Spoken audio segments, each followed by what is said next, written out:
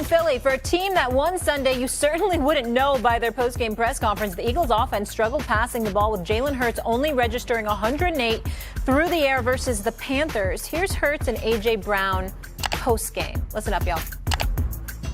The notion of trying to be on the same page, is that a conversation that should be happening in week 13 of the season? No. Why is that the case right now? I just say no.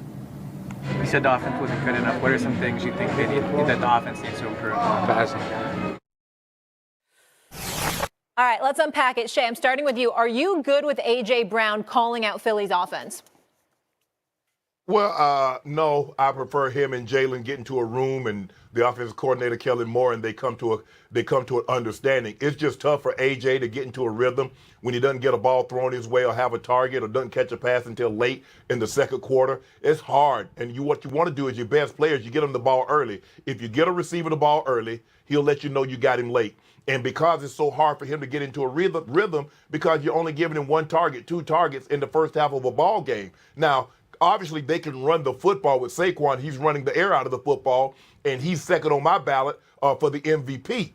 But they've got to do a better job. I don't know if you can go to and win a championship and your quarterback is throwing for 118 yards a game. They got very lucky. They probably should have lost this game yesterday. If Leggett holds onto that ball, and he's going to have to do a better job of holding onto the football because he's put his team in some harm's way because he had one against the Chiefs, and he had one yesterday that would have done huge numbers for the quarterback's confidence. A 98-yard drive, but he dropped that ball there. But to answer your question, Molly, no, I don't like this situation like this. I don't like guys discussing stuff publicly because now it looks like there's dissension between the two teammates, and I don't think that's the case. I just think they just need to get into a room and have an understanding. And Kellen Moore is going to have to do a better job of calling plays and getting his playmakers involved earlier.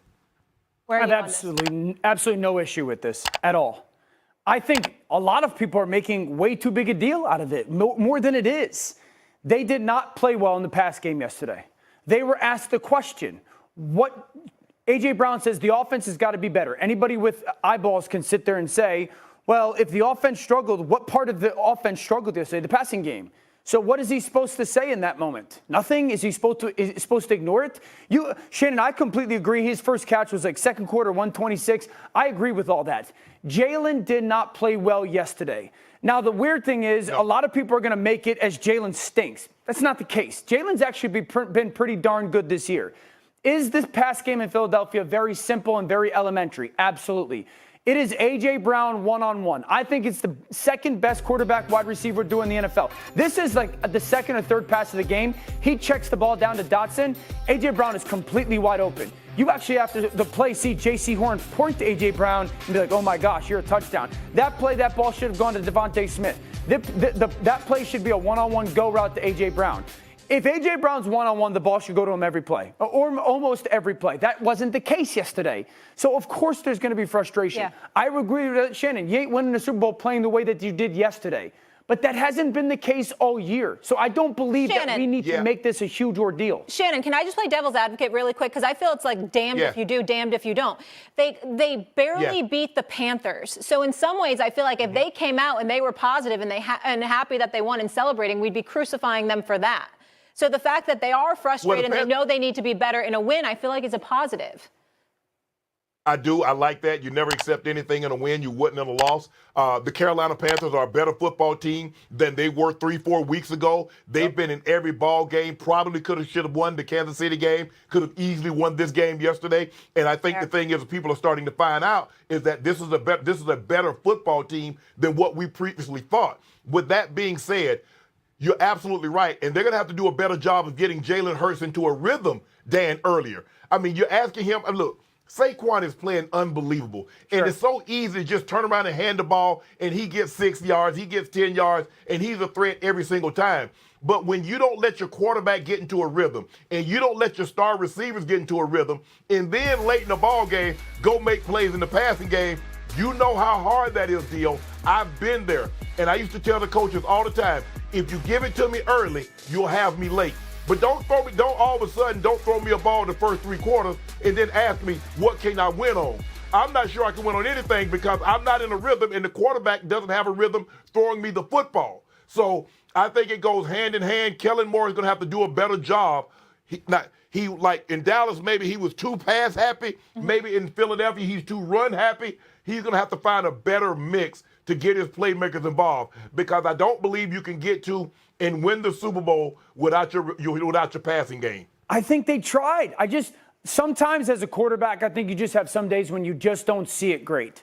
You just aren't seeing it great. And so, there's the line for Jalen Hurts, and I think this is part of yesterday.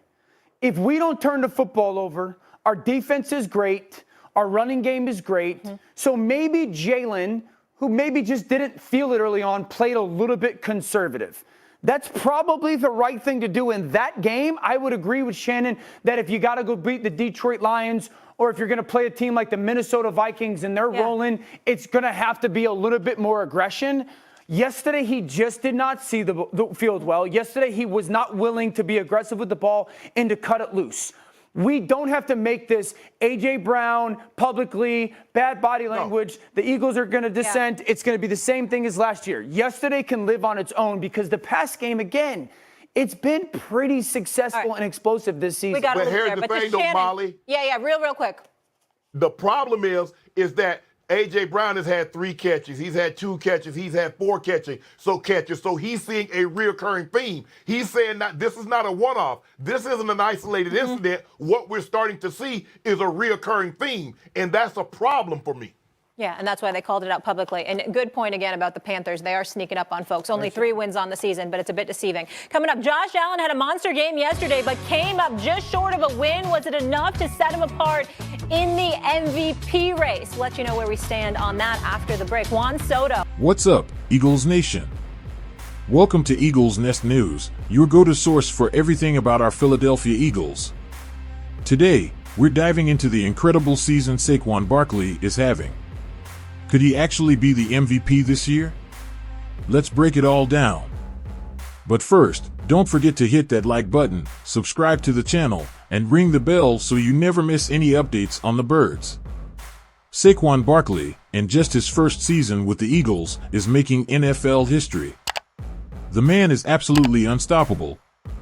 He's leading the league with 1,499 rushing yards and a jaw-dropping 1,766 scrimmage yards. And with 5 games left in the season, he's got a real shot at breaking the single-season records in both categories. Let that sink in. This isn't just great, it's legendary. But it's not just about the stats. Saquon has completely transformed this team. The Eagles are sitting at 10-2. Firmly in the Super Bowl contender conversation, and Barkley is a huge reason why. His impact on the field has been game-changing, elevating the offense to a whole new level. Even Giants legend Tiki Barber, yes, a rival, couldn't help but give Barkley his flowers. In a recent interview on 94 WIP Sports Radio, Barber said, "Saquon Barkley is the MVP of the NFL. What he's brought to the Eagles is unbelievable."